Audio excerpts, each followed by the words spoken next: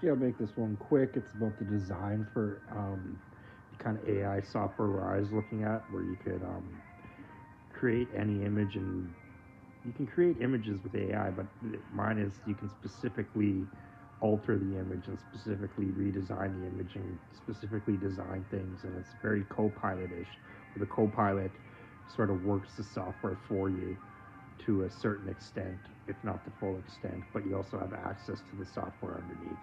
So basically, you take like something like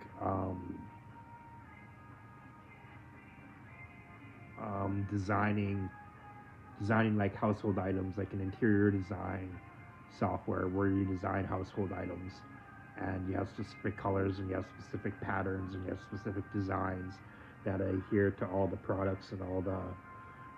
See, you can create a very modular software that has the base products that you're customizing, right? So that's what I kind of propose is that you do. And the other thing that I had was recipes before, where you would go and you'd watch somebody's YouTube channel and they tell you how to get this sound. So what the AI could do is it can automatically pull up all the plugins and it can tell you how to go through each of the plugins and what to look for and what to listen for and where to sort of tune it to get the sound that somebody created already for you, right? So you can follow these recipes basically, and then you can get the AI to discretionally follow these recipes or machine learning to learn these recipes and learn the results and learn if it's following the recipe right. And so this way you have access to the full software. Then you have access to the workspace that's guiding you through a recipe. And then you have access to the AI that's doing the recipe for you, as well as pulling up all the software that you need. And the idea is to do the same with 3D models and 3D pictures. Is to take Maya or Blender 3D and have Blender be able to, creating a sphere in Blender doesn't seem like a big deal because you just pull up a sphere. But things like create spheres, create cubes, create extensions, um, basically commands, co-piloting all the commands, co-piloting all your modeling commands is basically what you want to do, as well as make that picture longer, make this part of the nose fatter, make that part of the tree longer, make this part of the bench shorter. Give me an architectural design on that end of the bench, and do things like a burnt effect on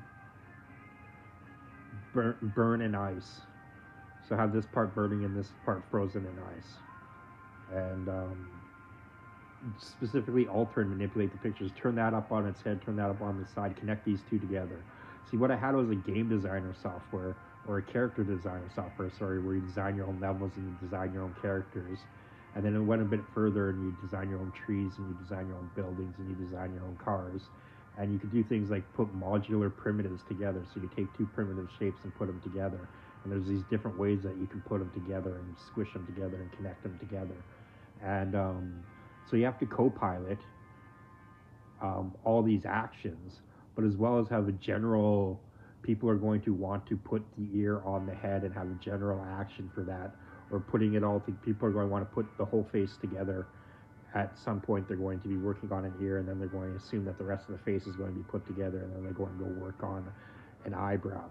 And so you're basically going to want the AI to be able to do a full job and partial jobs and general jobs with just a command, like pull up a character designer, pull up the head, let me see the ears, let me see the eyes, let me see the nose, all three at once, and now shuffle through the eyes, shuffle through the nose, shuffle through the ears like it's a casino game. And I'll Mr. Potato Head this thing together, and then connect all three together. There's a general command. Connect the eyes, nose, and ears together now with the head. Or then you look for like animal heads. You look for human heads. You look for animal heads. You look for primitive. You look for abstract heads. You look for primitive shapes that you want to design or mold your own head with. and mold me a head that looks like a turtle shell. And it creates a head that looks like a turtle shell. Put eyes where the turtle's head would be, right? So you want to be able to do these specific, and then you look at that, and then you said, no, change those eyes to walrus eyes, and you do your own co-piloting specific things, and then with design software, and like you can do with modular circuits and modular computers and modular machinery and modular robotics and modular household items and modular clothes. Clothes is another thing that you could maybe not modular clothes, but modular machinery to build the clothes with automatically. But where you have these modular designs, or yeah, actually with clothes, you'd have a modular design that you alter. Like say that you wanted to add a zigzag and an offset to a clothes. You'd have a primitive or a standard clothing type or dressing or dress of some nature that you're going to add this offset and this angling or these angles to, right? So it would be modular. So you'd be changing the primitive form and altering it, and then connecting it with other things and stuff like that, and finishing your product. The things with doing clothes though is that you have to consider manufacturing. You can't necessarily put a whole bunch of abstract things together. You have to have an understanding of how this is going to get put together. So you kind of have to have an idea that this is a shirt or a dress, and its final product is going to be put together in a certain way and manufactured a certain way in order for it to work automatically, where you design something and have it automatically made for you. The other thing is you could have it manually made for you. You could even cut it yourself. You could even get prints and cut your own pieces and make your own clothes yourself after you design it with co-piloting software that changes the designs and puts the designs on for you. Same with the households, the designs and stuff. And the house, that's where it's big, is like households and rooms and anything where there's a theme involved. Exactly, you could have all these themed items now, all these customly themed items, and be paying the retrospective artist or producer or studio that owns the property. If it's like a Marvel theme, you could possibly pay Marvel for their Marvel theme to Marvel theme your items and create a whole room full of items that are all Marvel themed, right? Custom made Marvel themed items. So, but that's basically how it works. Is that you have machine learning right now generate a picture for you. With my machine learning is going to learn every aspect of it. I'm going to machine learn the eyes. I'm going to machine learn 3D modeling, and then I'm going to machine learn character design and every aspect of character design. I'm going 3D learn environmental design and props design, and machine learn how to make a nose, machine learn how to make eyes, machine learn how to make an ears, machine learn how to offset art styles and then match up art styles. So say that you're going through lighting processes or material processes, machine learn how to create materials and how to make things different.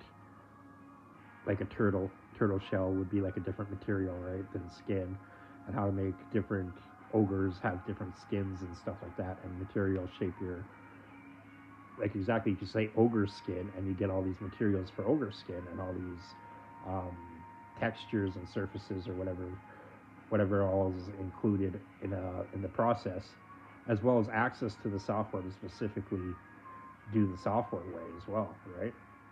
So the idea is to co-pilot you through the software, and every time you have like a recipe or a workspace or a task, anytime you have a task, you create a recipe for it, and you get the AI to machine learn these tasks, and machine learn them individually, not just in general, but individually, so you can do specific things and integrate them into your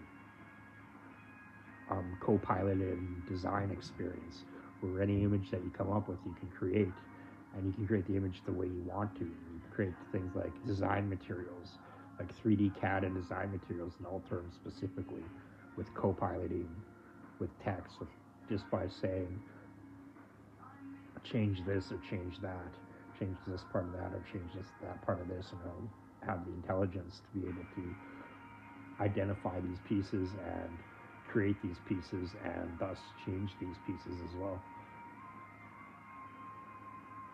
So that's the idea, is that you machine learn every task.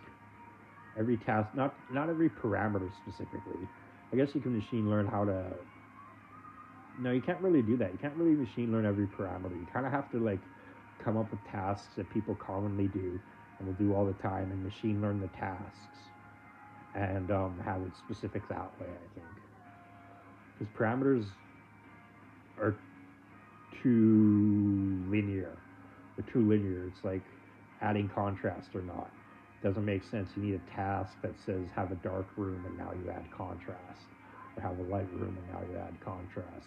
So if you have light room tasks and dark room tasks, you know what I mean. So that's kind of the idea, is that you get a bit more specific and you get a bit more detailed by machine learning the tasks.